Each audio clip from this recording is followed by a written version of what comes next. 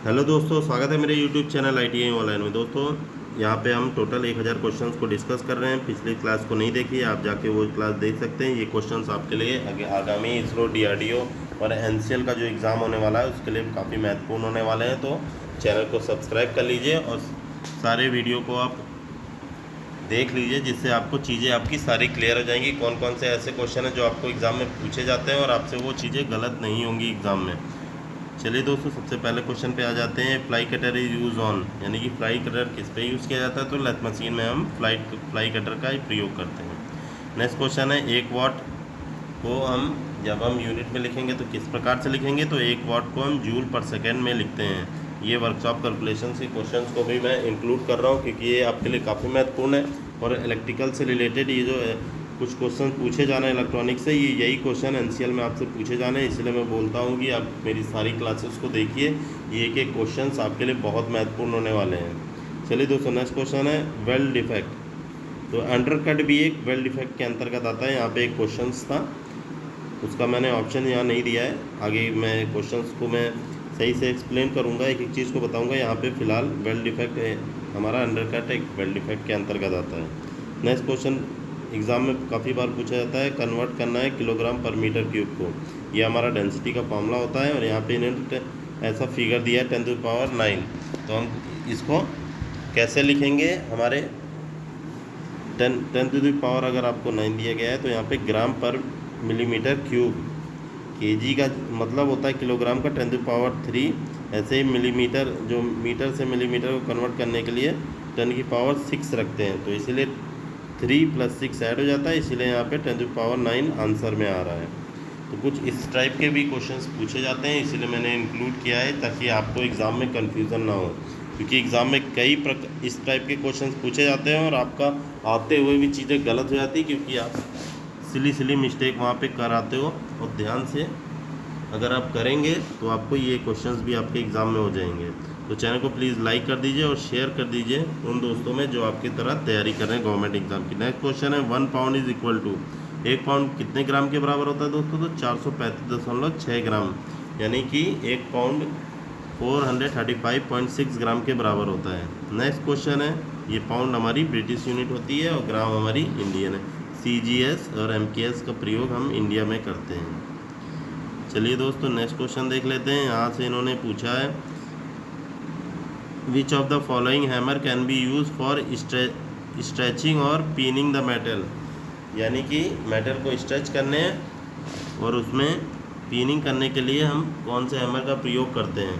तो ये हमारा होता है cross pin hammer. Cross pin hammer का जो एक्सिस होता है वो हैमर के एक्स एक्सिस पे होता है, इसीलिए इसको क्रॉस पिन हैमर बोलते हैं।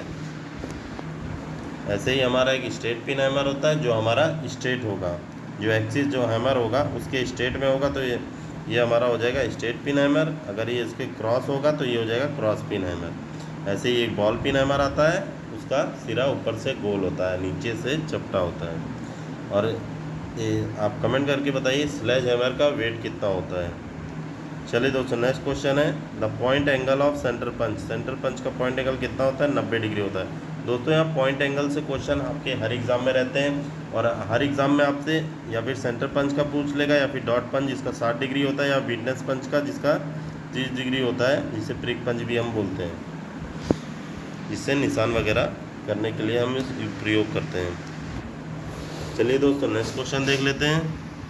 यहाँ पे इन्होंने बोला है, which of the following file is use for filing corners. Corner में फाइलिंग करने के लिए कौन सी फाइल का प्रयोग करते हैं? Square file.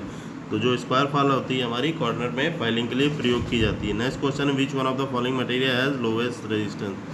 सबसे कम रेजिस्टेंस, यानी कि सबसे ज़्यादा इलेक्ट्रिसिटी प्रवाह किस में हो सकती है? Low resistance. याद रखिएगा, यहाँ पे इन्होंने पूछा है लो रेजिस्टेंस। अब लो रेजिस्टेंस में काफ़ी लोग गलत कर देंगे कि उनको लगेगा कि यहाँ पूछ रहा है कि करंट सबसे कम किस में बहती है। आपको ये ध्यान देना ना, रेजिस्टेंस का मतलब होता है प्रतिरोध। तो प्रतिरोध सबसे कम किस में होगा? जिसमें चालकता सबसे ज़्यादा होगी, यानी कि सिल्वर आपका राइट आंसर हो जाएगा। अगर सिल्वर ऑप्शन में नहीं है तो वहाँ पे कॉपर दिया होगा, तो आपको कॉपर को टिक करना है।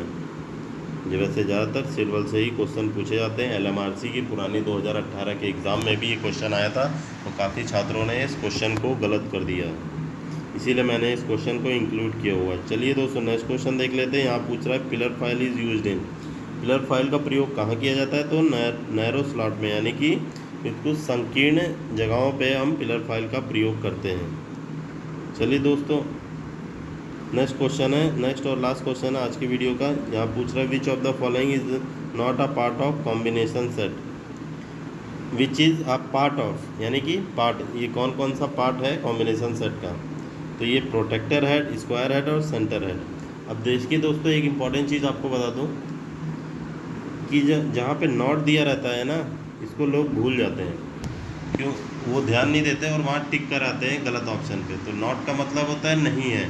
मान लीजिए पूछ लिया कि which is not the part of combination set, आपका ऑप्शन दिया protractor head, square head, centre head और एक और ऑप्शन आपको दे दिया।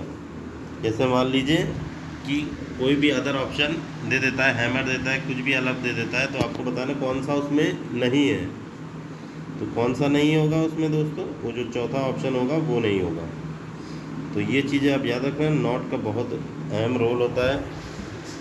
यहाँ पे इन्होंने इसका पार्ट का नाम पूछा था, इसलिए मैंने तीनों को बता दिया, प्रोटेक्टेड हेड, स्क्वायर हेड और सेंटर हेड। और यहाँ पे अगर एक चौथा ऑप्शन दे दे और आपको नॉट लगा दे तो आपको उसी को टिक करना होगा। ये चीज़ें आप ध्यान देनी होगी। चलिए वीडियो अच्छी लगी तो प्लीज़ एक लाइक और चैनल को सब्सक्राइब कर लीजिएगा, क्योंकि बहुत मेहनत लगती है दोस्तों वीडियो बनाने में। एक एक चीज़, एक एक क्वेश्चन आपके पुराने एग्ज़ाम से जो 3-3 4-4 बार रिपीट हो रहे हैं, कुछ ऐसे क्वेश्चन जो आप गलत कर दे रहे हैं एग्ज़ाम में, उस पर मैं वीडियो एक एक क्वेश्चंस को बनाता हूं। तो प्लीज़ चैनल को सब्सक्राइब और वीडियो को ज़्यादा से ज़्यादा शेयर कर दीजिएगा। चलिए मिलते हैं नेक्स्ट वीडियो में। ओके, जय हिंद।